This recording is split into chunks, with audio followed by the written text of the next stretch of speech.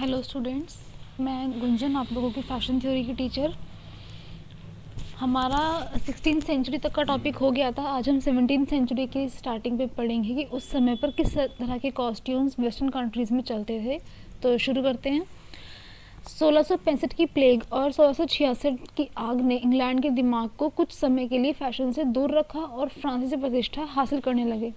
देखो, 1665 और 66 के दौरान इंग्लैंड में कुछ प्रॉब्लम्स आ रही थी कंट्री में, जैसे कि प्लेग की बीमारी फैली हुई थी और आग बहुत लगी हुई थी। इस वजह से इंग्लैंड में फ़ैशन का बहुत ज़्यादा ट्रेंड चेंज नहीं हुआ है ना, क्योंकि उनका फोकस ही नहीं था उस तरफ। लेकिन उसी दौरान फ्रांस के लोगों ने फ़ैशन पर प्रतिष्ठा हासिल कर ली। ठीक है, सन किंग लुई XIV के शासन में दुनिया का फ़ैशन लीडर बन गया। लुई 14 के शासन में फ्रांस में फ़ैशन का इतना ज़्यादा नवीनकरण आया, इतना फ़ैशन चेंज हुआ कि वो दुनिया का फ़ैशन लीडर बन गया। फ्रांस कपड़ा उत्पादन और फैशन नवाचार का केंद्र बन गया। फ्रांस में कपड़े का बहुत उत्पादन होता था और वहाँ पर फैशन में बहुत ज़्यादा नवाचार था। 17वीं शताब्दी की शुरुआत में पिछली शताब्दी की तुलना में पुरुषों के पहनावे में थोड़ा बदलाव आया था। इसकी लास्ट सेंचुरी के कंपैरिजन में, यानी कि 16th सेंचुरी के कंपैरिजन में 17th सेंचुरी में पुरुषों के पहनावे में थोड़ा बदलाव आया था। लेकिन पम्पकिन ब्रीचेस, यानी कि पम्पकिन जैसे कद्दू होता है, कद्दू की शेप की ब्रीचेस और वेनेटियंस जो कि ट्राउज़र के नाम हैं, ये अभी भी पहने हुए थे। एक फ्लैट लेस किनारी वाला कॉलर को रफ़ की जगह विस्क के रूप में जाना जाने लगा। मैंने आप लोगों को रफ़ इसके लास्ट जो सेंचुरी पढ़ी थी उसमें भी बताया था कि रफ़ क्या होता है। एक तरह का कॉलर होता है जिसको नेक के आसपास पहनते हैं, लेकिन वो कपड़े से अटैच नहीं होता। जो भी टॉप या कोट या जो कुछ भी होता है वो उससे अटैच नहीं होता ऊपर के टॉप से, वो एक अलग पीस होता है। ठीक है, उसको हम रफ़ कहते हैं। तो इस सेंचुरी में क्या हुआ कि रफ़ को विस्क के रूप में कहने लगे वो लोग। ठीक है, जो कि बिल्कुल फ्लैट था और किनारियाँ लेस की डेकोरेशन से थी। ठीक है, लेस पुरुषों के कपड़ों के लिए महत्वपूर्ण बन गया। इस सेंचुरी में क्या हुआ कि पुरुषों के कपड़ों के लिए लेस का यूज़ बहुत ज़्यादा होने लगा था। ठीक है, पुरुषों के हर कपड़े में लेस होती थी।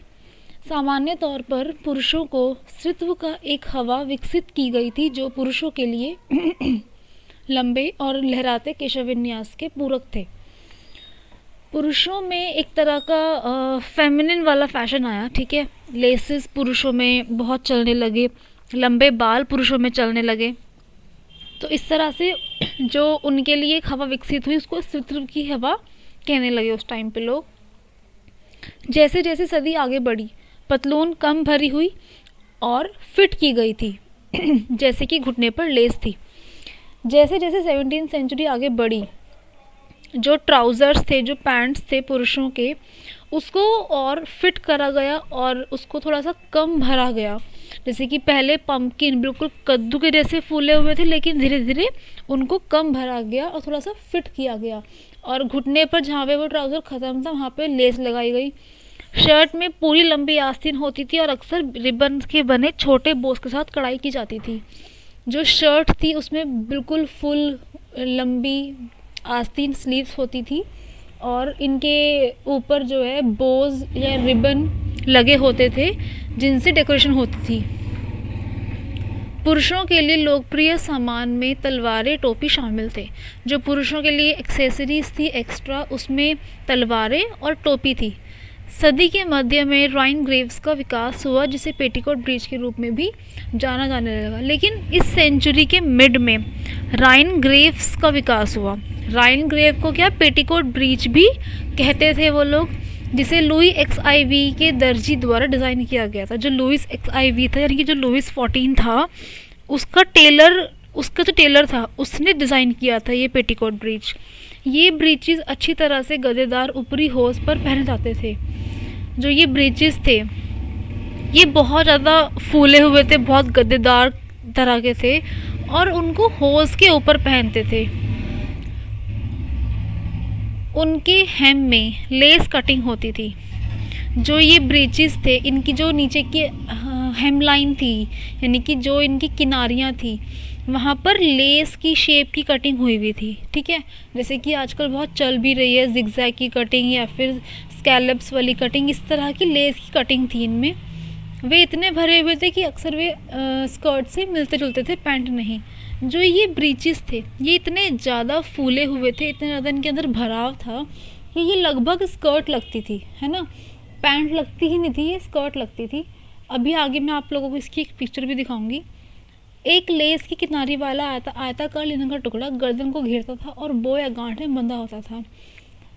एक और आयताकार यानी कि रेक्टेंगुलर पीस, रेक्टेंगुलर लिनन का टुकड़ा, कपड़े का टुकड़ा, जिसकी किनारियों पर लेस लगी होती थी, वो केप की तरह गर्दन पर उन लोगों ने पहना हुआ था। जैसे केप होती है ना कि ऊपर से पहन लेते हैं, इस तरह का था वो बना हुआ। और बो या फिर नॉट में वो गले पे बंधा होता था, ठीक है, यानी कि गले पे उसके या तो बो होती थी या फिर गांठ लगी होती थी जिससे वो टिका होता था शरीर के ऊपर। लुई XIV ने गंभीर बीमारी के कारण अपने बाल खो दिए थे और विग पुरुषों के लिए लोकप्रिय हो गया। लुई XIV जो राजा थे उन्होंने एक टाइम पर आके, उनको बहुत बीमारी हो गई थी जिसकी वजह से उन्होंने अपने बाल खो दिए थे, वो गंजे हो गए थे। लेकिन उस समय उन्होंने अपने स्टाइल को बनाए रखने के लिए विग का इस्तेमाल किया, है ना, यानी कि आर्टिफिशियल बालों को वो लगाते थे। और जैसे ही उन्होंने ये लगाना शुरू किया, ये पूरा एक फैशन बन गया, पुरुषों के लिए ये एक लोकप्रिय चीज़ हो गई। लुई XIV के विग उसे लंबा दिखाने के प्रयास में ऊंचे थे।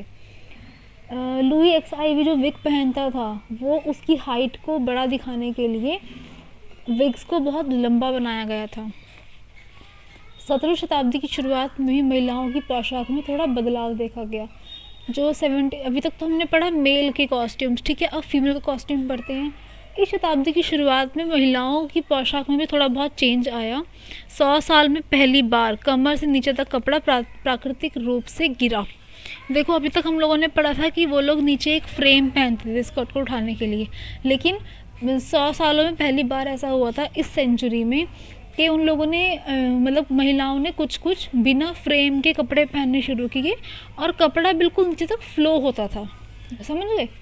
महिलाएं अक्सर अपनी भारी स्कर्ट के सामने के हिस्से को काटकर अंडर स्कर्ट को प्रकट करने के लिए अपने कपड़ों में रंग प्रदर्शित करती थी। इसके अलावा महिलाओं ने क्या किया हुआ था अपने गारमेंट्स में, उन्होंने फ्रंट में कट डाला हुआ था, एक स्लिट डाला हुआ था, जो अभी पीछे बहुत चला भी था इंडो वेस्टर्न में, सामने की तरफ कट उन्होंने वो डाला हुआ था, जिसकी वजह से क्या था कि उसके नीचे जो उन लोगों ने स्कर्ट पहनी हुई थी उसका कलर वो कंट्रास्ट भी रखते थे, मैचिंग भी रखते थे, उसको वो प्रदर्शित करते थे, ठीक है।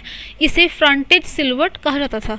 जो ये कट था, जो सामने का स्लिट था, इसको फ्रंटेज सिलवट कहते थे महिलाएं, ठीक है, इसको फ्रंटेज सिलवट नाम दिया गया था।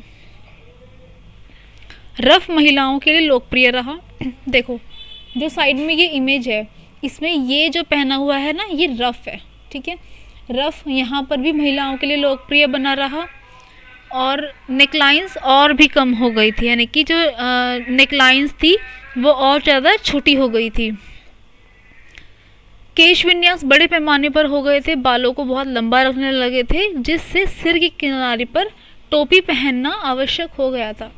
बालों को वो लोग बहुत लंबा रखते थे और ऊपर से ये वाला रफ भी पहनते थे, तो इन सब की हैंडलिंग के लिए वो सिर पर एक टोपी पहनते थे। सुबह के लिए सर पर फिट होने वाली छोटी टोपी विकसित हो की गई थी। सुबह के टाइम पर एक टोपी छोटी पहनते थे और शाम को वो लोग थोड़ी सी बड़ी टोपी पहनते थे। तो ये था महिलाओं के फैशन में। देखो जो ये मेल है, इसकी भी देखो आप लोगों ने, ये जो नीचे का बॉटम देख सकते हो, ट्राउज़र देख सकते हो, ये लगभग स्कर्ट लग रहा है कि एक स्कर्ट पहनी, जबकि ये स्कर्ट नहीं है, ये ब्रीच है, ठीक है, जो अभी हम लोगों ने पीछे पढ़ा था ब्रीचेस। और देखो किनारी यहाँ पर ये लेस की जैसी दिख रही है आप लोगों को, है ना। विभिन्न व्यक्तित्व लक्षणों को दर्शाने के लिए चेहरे के क्षेत्रों पर सौंदर्य के निशान लगाए गए थे। महिलाओं ने इसके अलावा क्या किया था कि एक ब्यूटी मार्क्स को, मतलब आर्टिफिशियल ब्यूटी मार्क्स को भी फेस पे लगाया। एक महिला अपने जुनून, चुलबुलेपन या बोल्डनेस को बस वहीं से व्यक्त कर सकती है जहां उसने अपनी सुंदरता का निशान रखा। देखो जैसे आर्टिफिशियल तिल लगा लेते हैं ना फेसेस पे, इस तरह की ब्यूटी मार्क्स का वो लोग यूज़ करती थी, जिससे वो लोग अपना चुलबुलापन दिखाती थी या फिर वो बोल्डनेस दिखाती थी, ठीक है। समय के अन्य लोकप्रिय सामान में फर या कपड़े, जो उस समय का और एक्सेसरीज थी इनके साथ में, वो कोई भी फर ठीक है, या फिर स्कार्फ या फैंस, पंखे या मास्क पहनते थे, दस्ताने पहनते थे, पोमेंडर्स पहनते थे। इसके अलावा दर्पण यानी कि शीशे को वो लोग रखते थे अपने पास, या फिर आँखों में पैच पहनते थे। ठीक है, तो ये कुछ एक्सेसरीज थी उस समय की। और हम लोगों ने जैसे महिलाओं के कॉस्ट्यूम भी पढ़ लिए और फीमेल के, और साथ में पुरुषों के भी कॉस्ट्यूम पढ़ लिए यानी कि मेल के। ठीक है, इस इमेज से आप लोगों को काफ़ी आइडिया हो जाएगा कि पुरुषों के उस टाइम पे किस तरह कपड़े चलते थे। देखो इन लोगों ने ये केप पहना हुआ है ऊपर, रेक्टेंगुलर पीस जिसको आगे बांधा हुआ है। ठीक है, ये फुल स्लीव की शर्ट है और ये स्कर्ट जैसे दिखने वाली ट्राउज़र है यानी कि ब्रीच है, और साथ में ये लंबे बाल। ठीक है, तो इन सब से आपको आइडिया हो जाएगा कि किस तरह के कॉस्ट्यूम उस टाइम पे चलते थे। तो हमारा 17वीं सेंचुरी यहाँ पे ख़त्म होता है, इसके बाद हम 18वीं सेंचुरी को पढ़ेंगे। Alright, thank you.